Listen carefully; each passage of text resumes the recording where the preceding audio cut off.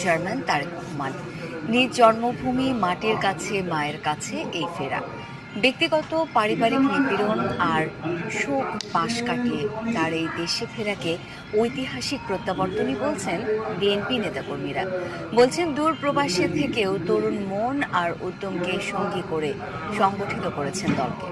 এবার সামনে থেকে সামলাবেন সব। বিএনপির ভারপ্রাপ্ত চেয়ারম্যান তারেক রহমানের স্বদেশ যাত্রার খবর জানাচ্ছেন সহকর্মী সাইফুদ্দিন রবিন।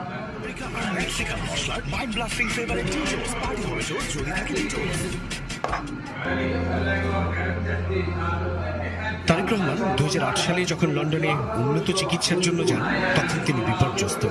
রিমান্ডে অকথ্য নির্যাতনে শারীরিকভাবে ভীষণ অসুস্থ।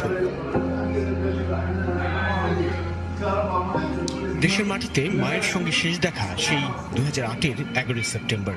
বিশেষ কারাগার থেকে মুক্তি পেয়েই খালেদা জিয়া